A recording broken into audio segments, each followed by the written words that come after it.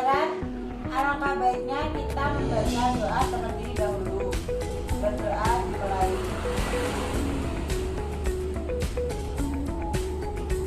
Berdoa selesai. Baik, di sini saya akan mengajarkan tentang tema pernikahan, perceraian, iddah, serta rujukan.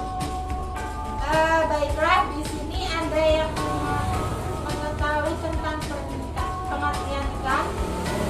Perjanjian yang mengatur membolehkan hubungan dengan menggunakan lafaz nakaha atau zawaja atau yang makna dengan keduanya. Betul. Selain itu, nikah dalam arti hukum ialah akad perjanjian yang menjadikan halal hubungan sebagai suami istri antara seorang pria dengan seorang wanita. Dan pengertian menurut undang-undang pernikahan yaitu ikatan lahir batin seorang pria dengan wanita sebagai suami istri dengan tujuan membentuk rumah tangga yang bahagia dan kekal berdasarkan ketuhanan yang Maha Esa. Dengan hukum pernikahan merupakan perkara yang diperintahkan syariat Islam demi terwujudnya kebahagiaan dunia akhirat. Serta Allah berfirman pada surat An-Nisa ayat 3 yaitu, dan jika kamu tidak akan dapat berlaku adil kepada perempuan kakak yatim, bagaimana mengaminnya, maka kawinlah wanita-wanita yang kamu senangi. Dalam pandangan Islam, pernikahan disamping sebagai perbuatan ibadah, dia juga merupakan sunnah Allah dan sunnah Rasulnya. Sebagai sunnah Allah, pernikahan merupakan kodrat yang dikodrat Allah dalam penciptaan alam semesta. Berkaitan dengan hal ini, maka di sini perlu dijelaskan beberapa hukum yang dilakukan pernikahan, yaitu wajib berhukum bagi orang yang telah mempunyai kemauan dan kemampuan untuk menikah dan dikhawatirkan terhindar dari perbuatan zina.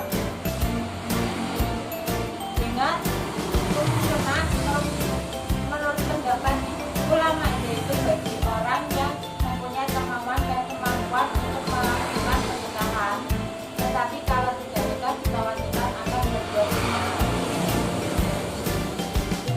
Dan mubah bagi orang yang mempunyai kemampuan untuk melakukan apabila tidak khawatir akan berbuat zina dan akan melakukan juga tidak melaksanakan ini dan pernikahan orang tersebut.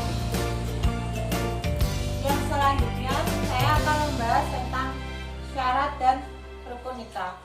Setiap perbuatan hukum harus memenuhi dua unsur yaitu rukun dan syariat. Ialah pokok tiang dalam setiap perbuatan hukum. Sedangkan syariat ialah unsur perlengkapan dalam setiap perbuatan hukum. Dan dalam KHI tentang rukun nikah ini disebutkan dalam pasal 14, yaitu untuk melaksanakan pernikahan harus ada calon suami dan calon istri, harus ada wali nikah, 2 orang saksi ijab kabul, serta adanya syikat akad nikah yaitu ijab kabul yang diucapkan oleh wali atau walinya dari pihak perempuan dan juga oleh laki-laki.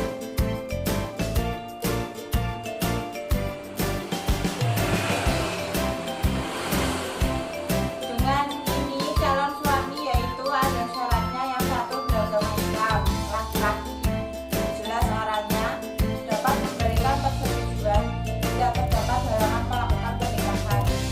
Calon istri sama dengan suami yaitu beragama muslim kalau suaminya muslim, dan tidak boleh melanggar aturan apabila berbeda dengan agama. Perempuan jelas orangnya, dapat dimintai persetujuan, tidak terdapat halangan saat melakukan pernikahan. Pada wali dengan syarat laki-laki.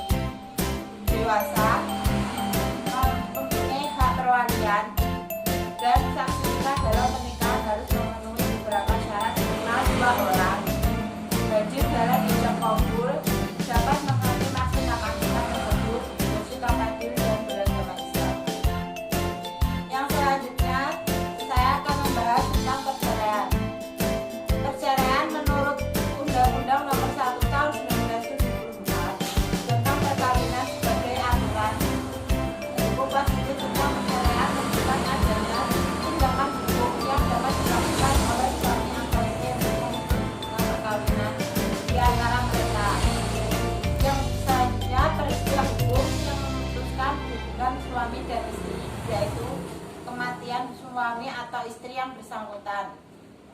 Yang terakhir, putusan hukum yang dinyatakan oleh pengadilan yang berakibat hukum putusnya hubungan perkawinan antara suami dan istri.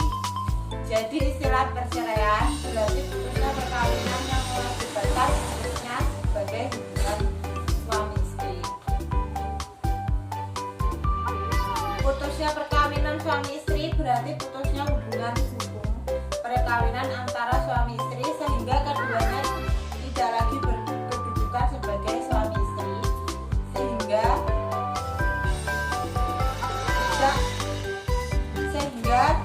tersebut tidak memutus hubungan silaturahmi baik sebagai manusia, warga masyarakat dan umat beragama.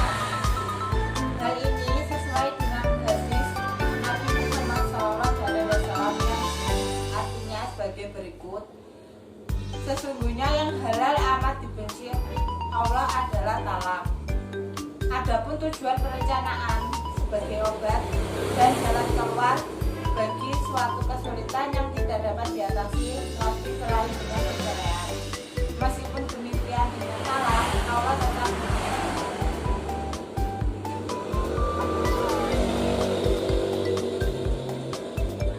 selanjutnya tata cara perceraian yaitu yang pertama, cerai talak.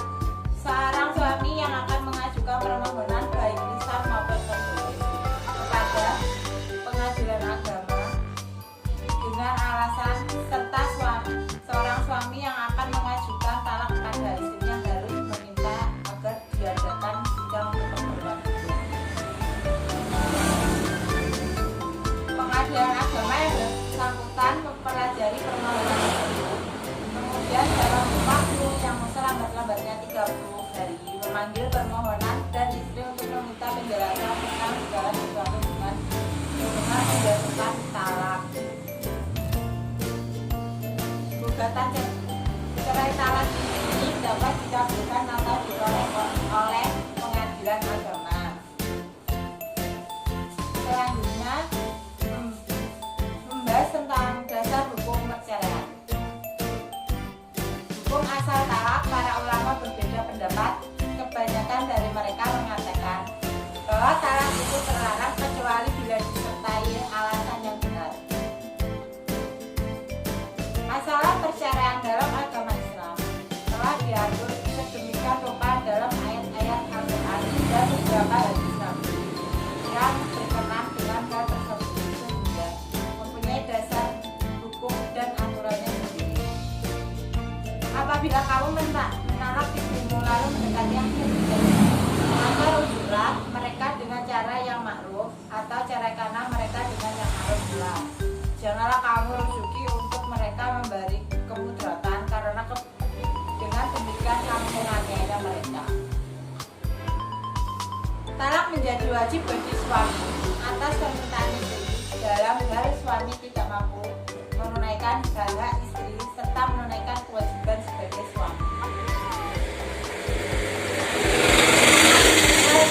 Rusak moralnya atau melanggar larangan-larangan agama atau meninggalkan kewajiban agama seperti meninggalkan sholat atau meninggalkan puasa.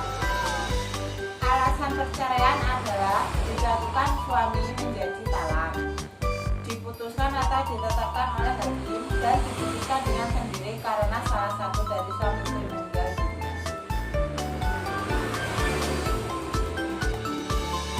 Baik, di sini sudah ada yang paham. Baik, kita lanjutkan mengenai talak. Talak pada versi Indonesia adalah bernama sikap yang memakai uang. Baik, saya lanjutkan tentang perceraian. Ini ada beberapa macam ya.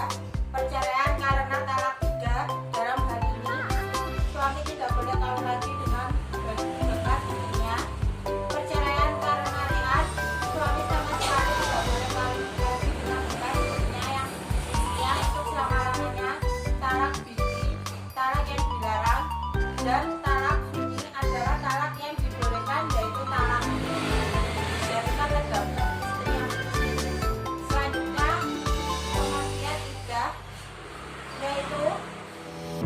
Sebuah masa di mana seseorang perempuan yang telah diceraikan oleh suaminya, baik diceraikan karena suaminya mati atau karena suaminya masih hidup dan atau menutup diri dari menikahi laki-laki lain.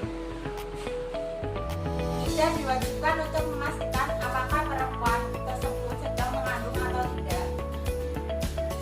Ada hal ini sebagaimana ditentukan Al-Quran surat Al-Baqarah ayat 235, dan janganlah kamu berkata hati untuk berakad nikah sebelum habis iddahnya.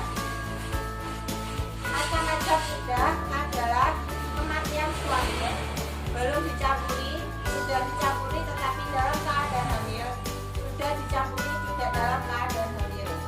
Yang dimaksud dengan masa iddah adalah jangka waktu yang digunakan untuk mengetahui seseorang dari atau tidak. Di samping itu, iddah dimasukkan juga memberi kesempatan berpikir bagi kedua pihak untuk memperbaiki kesalahan yang telah diperbuatnya. Menurut Undang-Undang Nomor 1 Tahun 2005, pengertian iddah, waktu tunggu